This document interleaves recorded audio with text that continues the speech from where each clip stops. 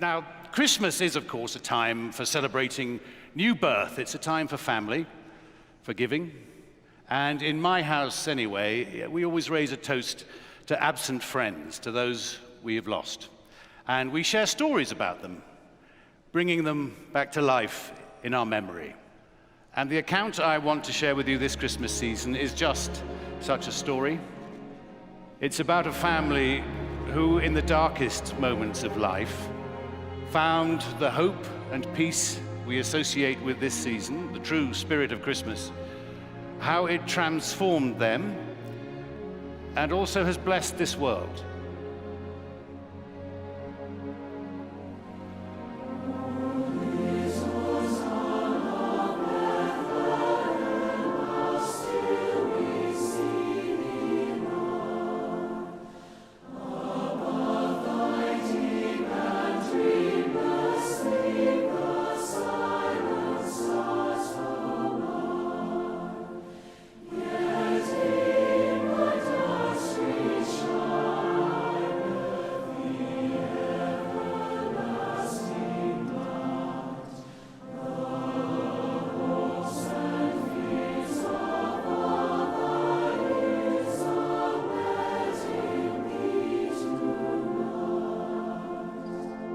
In mid-November 1873, an ocean liner, the Ville de Havre, set sail from New York bound for France, with 313 passengers on board.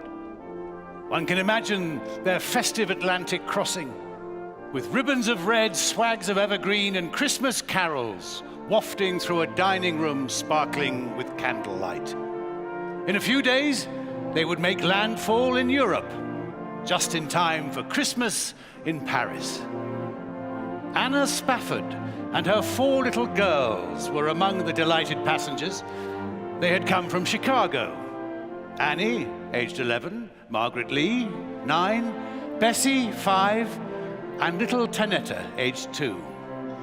Their father, Horatio, had intended to sail with them, but was detained on business.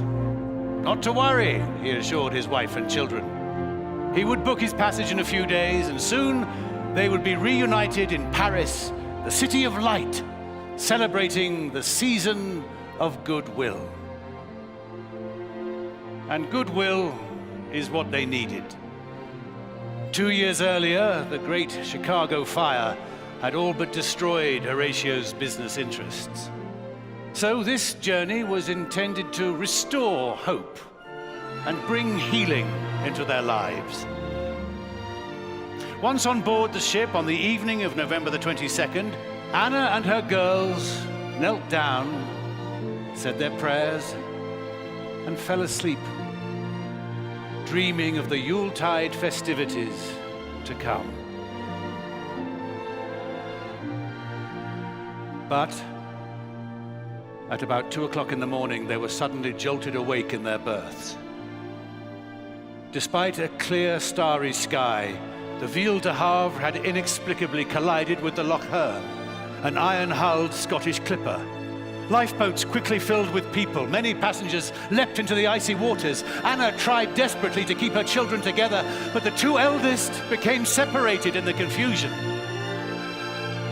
Just 12 minutes after the impact, a wave washed over the deck, and Anna was drawn under, together with her 2 youngest daughters. She held on to 5-year-old Bessie until her strength gave out. Her last memory was of 2-year-old Tanetta in her lace nightgown, torn from her grasp, getting smaller and smaller, until she too finally disappeared. Later, the crew of the Loch Earn found Anna unconscious, floating on a wooden plank.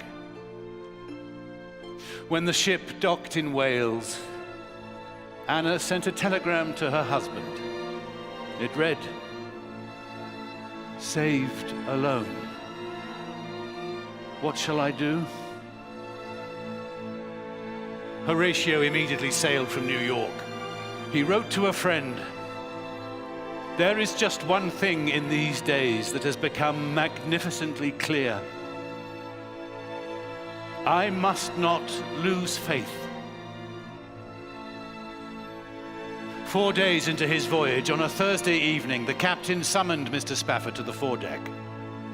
By the crew's calculations, they were nearing the very place where Anna's ship had gone down, taking with it their 4 daughters, now resting some 3 miles below. But Horatio refused to look down. I did not think of our dear ones there, he later recounted. Instead, he gazed out across the rolling waves and up into moonlit sky. There and then, he began to formulate a simple expression of his faith, a verse that would become a hymn. When peace, like a river, attendeth my way, when sorrows like sea billows roll, whatever my lot, thou hast taught me to say, it is well. It is well with my soul. Only a few weeks earlier, in the same place on the open sea, Anna had experienced a similar awakening. After her rescue, when she'd regained consciousness, she was overcome with despair and simply wanted to throw herself back into the ocean. What was life worth now? What could it ever be without her children? But then, it was as if she heard a voice in her mind and her heart. You are spared for a purpose, Anna. You have a work to do.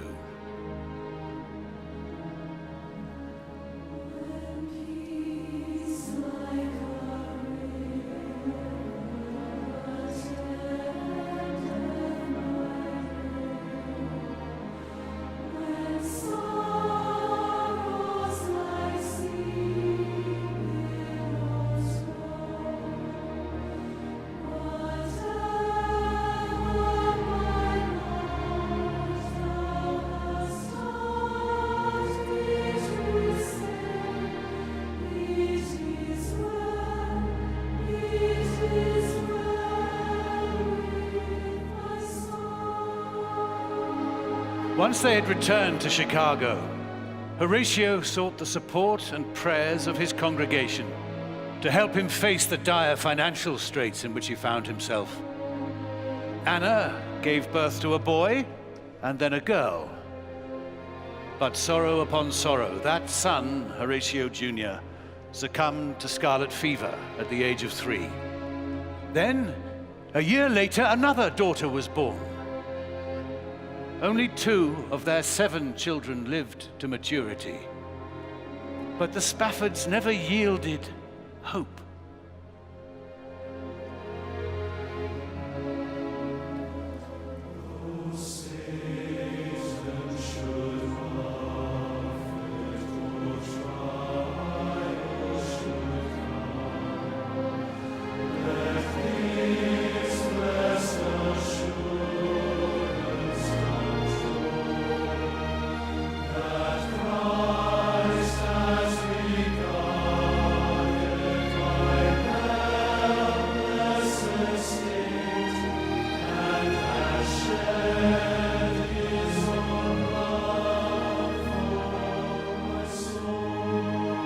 Through that harrowing Christmas season of 1873, the Spaffords became even more certain that God loves all his children, whoever they are, and whatever tribulations they may suffer.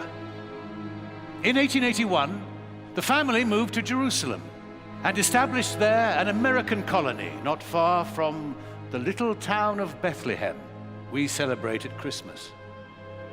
Although deeply religious, their purpose was not to proselytize, but to serve people of all backgrounds, relieving the effects of poverty, disease and strife wherever it was found. 7 years later, Horatio himself died. Grieving once again, Anna Spafford had every reason to give up, but she did not. Every life has contradictions and imperfections, and hers was no exception. But when it mattered most, in her most profound spiritual crisis, when all seemed lost, Anna found the strength to move forward and to turn outward, to continue the work she and her husband had begun.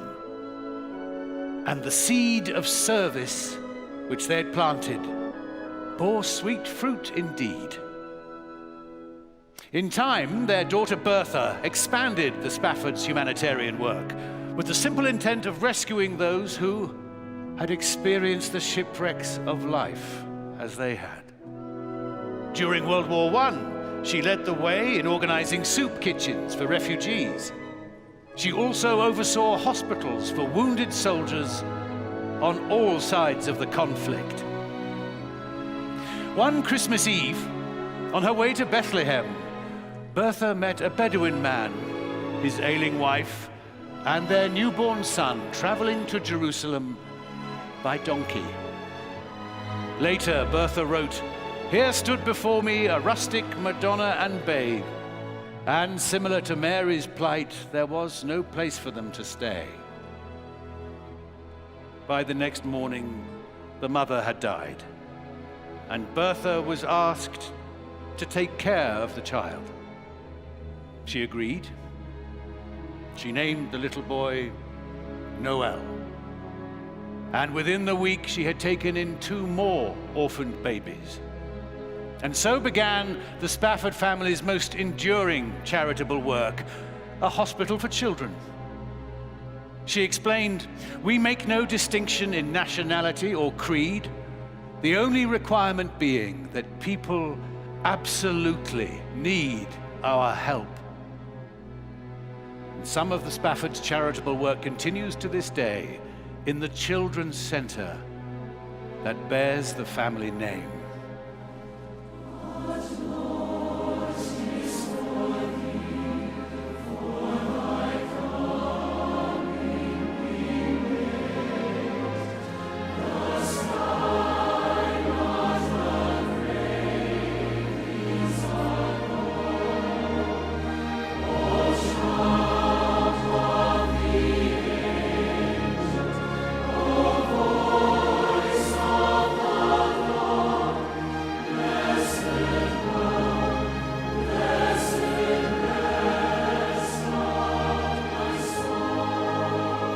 For nearly 150 years, millions have sung and have been lifted by Horatio's hymn, but most have not been aware of the circumstances in which it was written.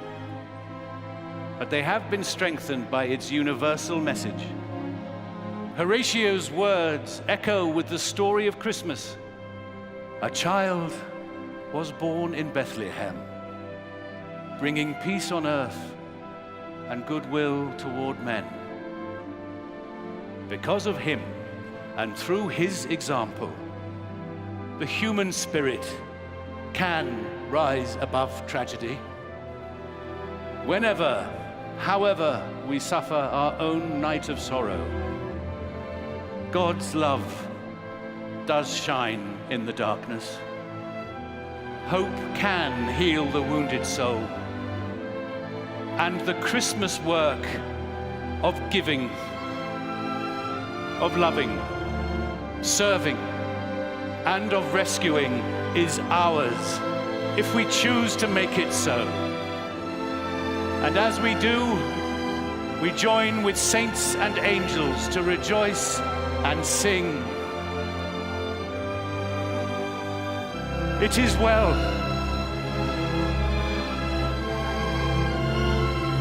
It is well with my soul.